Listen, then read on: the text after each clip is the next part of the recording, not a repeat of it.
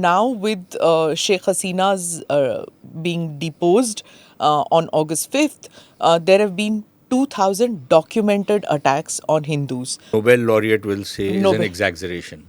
Huh. When Mohammad Yunus saying that it's an exaggeration, and even the Jamaat saying, disclaiming this number. So the number itself is up for dispute. How do you think this thing is going to get panned in the next couple of weeks? What is going to happen? So if you can tell us your view about this. Things are not looking good. Partly because the way politics is likely to unfold for the foreseeable future, you are going to have governments which are, if not openly hostile, which are not going to be very friendly towards India. And they are partly for reasons of ideology, partly for reasons of their own politics and how they want to gather political support. And the best way to gather political support in some of these countries is India bashing. So some of these guys are going to be doing that. BNP has always been somewhat problematic. The Jamaat, of course, is the mothership of Islamic radicalism and terrorism in the subcontinent. Okay. But look, in Bangladesh, you even have a Nobel laureate who tries to brush aside persecution of religious minorities by saying that you are exaggerating. I don't know what exactly his definition of exaggeration is, but if a community as a whole feels hounded, hunted, feels intimidated, is being targeted simply because it makes a political choice, which might not be the political choice of people who are now, who have grabbed power, that does not mean that you hunt them down. If that was to be an acceptable criteria, then I don't think democracy can survive in any country. In India, people can then pick on communities and ethnic groups and say that, look, since you support such and such party, you are liable for murder. You are liable for being hunted down. So I don't think that's an excuse that will wash down anybody's throat, which is an excuse that many so-called Bangladeshi intellectuals, again, I was going to say something about intellectuals in Bangladesh and Bengal, but I will desist. No, because there is this thing that, all intellectualism comes from that part of the world, which is utter nonsense. But You've spoken like a true Punjabi, no? no, but it's a fact, right? I have a lot to say about the Punjabis also. For example, when we come to Pakistan, I'll tell you why Punjabis should never be put in ruling positions, because they make a hash of wherever they rule. But we'll come to that. But look, here is the thing.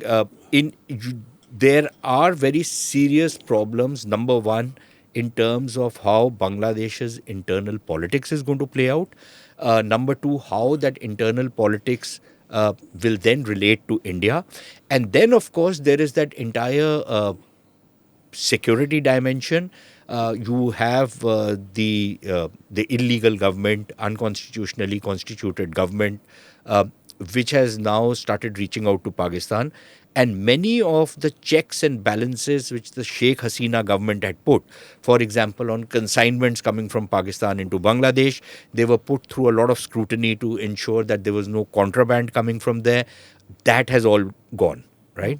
So you're going to have certain security problems coming in. And then, of course... You're talking about India having security India problems. will have, because the Bangladeshis could again revert to type. Before 2009, there were terror training camps, there were insurgent groups which had been given safe havens inside Bangladesh. So you have that entire stuff which could happen once again. And if religious radicalism is given a free hand, as seems to be happening, because a Hindu organization which is into giving free meals and just doing bhajan kirtan has been declared a terrorist organization. But actual terrorists who have been in jail and organizations like the Jamaat-e-Islami have been given a free run. They've been taken out of jail, given a free run. So you have the specter of Islamic radicalism and even worse, terrorism emanating out of Bangladesh. And then finally, you have a very mutually beneficial economic relationship developed over the last 15 years. And we'll have to see how that plays out. Now, at one level, the so-called nationalists in Bangladesh, who are anything but nationalist because they're harming Bangladesh's own interest and its own image, they are going to make that a bit of an issue. Uh, and so, for example, if electricity is being supplied, then they're going to create a fuss about it. In any case, the Bangladesh economy has been tanking. Their export industry has suffered grievously. A lot of orders are moving out of Bangladesh, which means that then you have this whole unemployment business happening. And all those guys, those Indian economists in fancy Western universities who were telling us that Bangladesh and Sri Lanka are the examples to follow. Both of them are with the IMF right now. One is bankrupt, the other is on the verge of bankruptcy.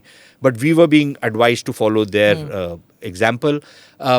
So you will have even economic refugees filtering into India, and in the guise of economic refugees, you could have Islamic terrorists coming into India. So there is that entire issue, and then of course, if we go in for things like arbitration and other clauses, in the event of disruptions in the business relationship, then that will also have an impact on the bilateral relationship. And I don't see anybody in Bangladesh as yet ready to walk back and say, okay, fine, this is not the path we should follow. So I see major headwinds going forward. Click here to watch the full episode.